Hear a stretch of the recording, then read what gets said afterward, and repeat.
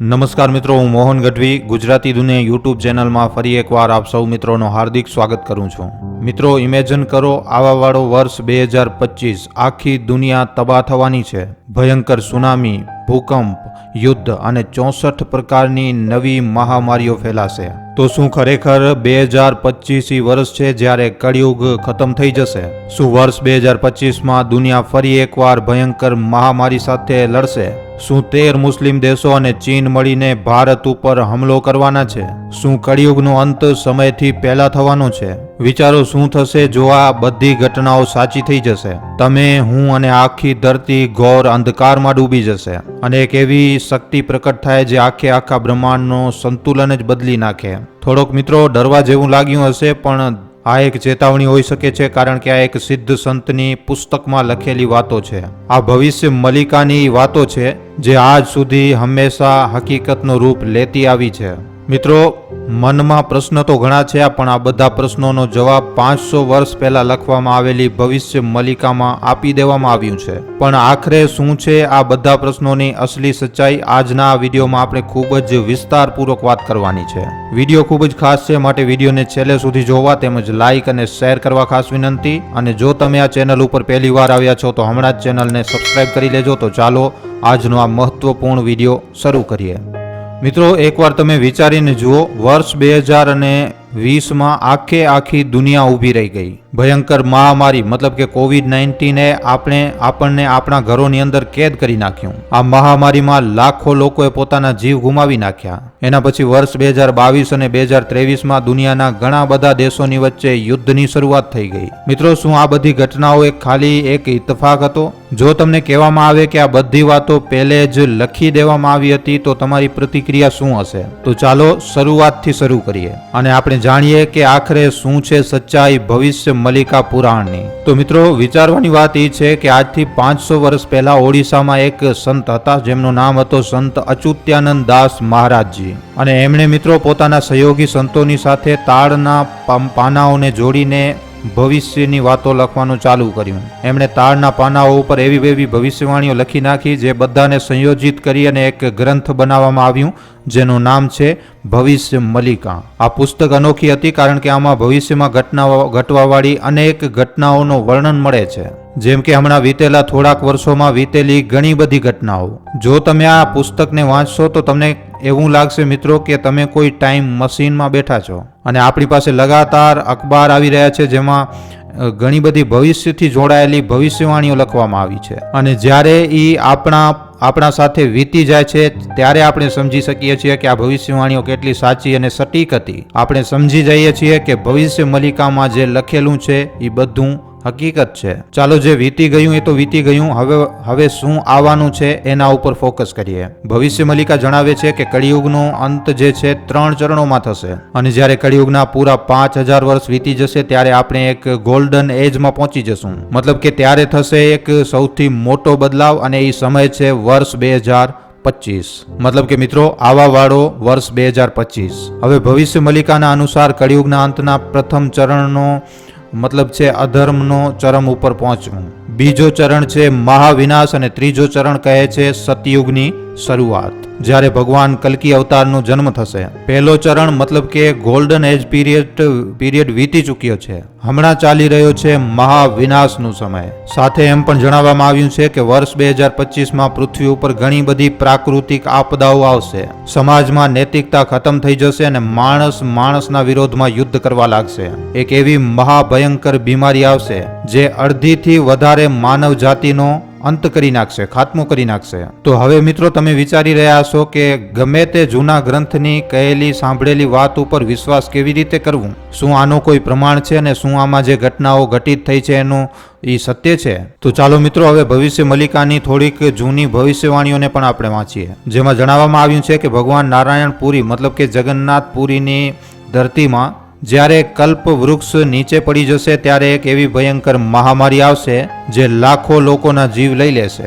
અને મિત્રો, આનો સાક્ષાત પ્રમાણ વર્ષ 2019માં ઓડિશામાં આપણને જોવા પણ મળ્યો, જ્યારે ફાની તુફાન આવ્યો જેણે 600 વર્ષ જૂના કલ્પવૃક્ષને પાડી નાખ્યો. અને મિત્રો, આના થોડાક મહિના પછી જ આપણે કોરોના વાયરસને મોતનો તાંડવ કરતા જોયું. ઘણા બધા લોકોએ પોતાના માણસોને ખોઈ નાખ્યો. મિત્રો ખાલી એટલું જ નહીં, પણ ભવિષ્ય મલિકામાં એમ પણ જણાવવામાં આવ્યું છે કે જ્યારે કળિયુગનો અંત થશે ત્યારે દુનિયા જે છે એ ત્રીજા વિશ્વયુદ્ધ બાજુ આગળ વધશે. હવે તમે જરાક વિચારીને જુઓ, વર્ષ 2022 અને 2023માં રૂસ અને યુક્રેનની વચ્ચે ખૂબ જ ભયંકર યુદ્ધની શરૂઆત થઈ ચૂકી છે, જે હજી પણ થંભવાનું નામ નથી લઈ રહ્યો. એના પછી ઇઝરાયલ અને હમાસની વચ્ચે યુદ્ધ થયો. આ યુદ્ધમાં ઈરાન પણ કૂદી પડ્યો અને હાલમાં મિત્રો ચીન અને તાઇવાનની વચ્ચે પણ તણાવ ખૂબ જ મોટા પાયે વધી રહ્યો છે. અને કહેવામાં એમ આવી રહ્યું છે કે આ પણ એક મહાયુદ્ધ હશે. મતલબ કે ભવિષ્યવાણી અનુસાર મિત્રો દેશ જે છે એ પોતાની અંદર જ અંદર લડી રહ્યા છે.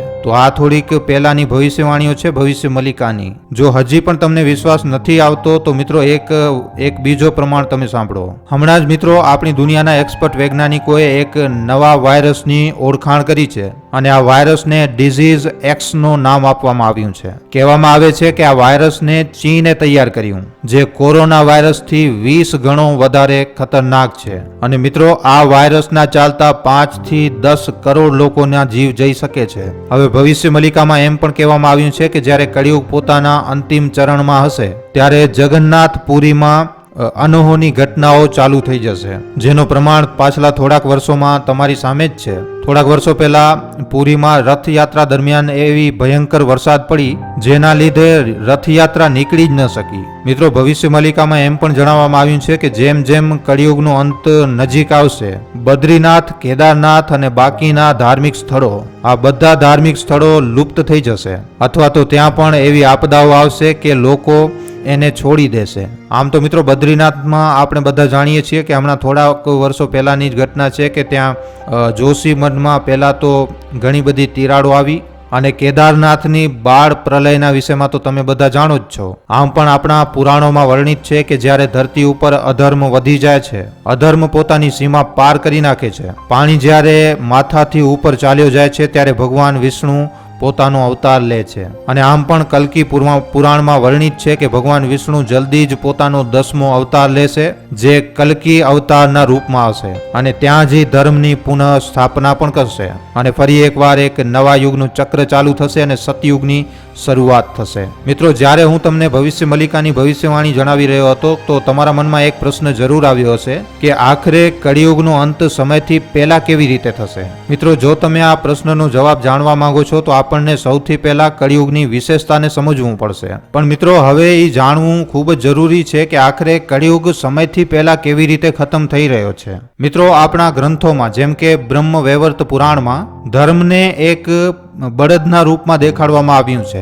કળિયુગની જ્યારે શરૂઆત થઈ ત્યારે ધર્મરૂપી બળદનો ખાલી એક જ પગ હતો. મતલબ કે જ્યારે કળિયુગની શરૂઆત થવાની હતી ત્યારે ધર્મરૂપી બળદના 3 પગ કપાઈ ચૂક્યા હતા અને આજની તારીખમાં આજના ઘોર કળિયુગમાં ખાલી ધર્મરૂપી બળદનો એક જ પગ ઉપર ધર્મ ટકેલું છે. આજે કળિયુગના 4 ગુણ સત્ય, દયા, તપ અને પવિત્રતા લગભગ ખતમ થવાની કગાર ઉપર છે.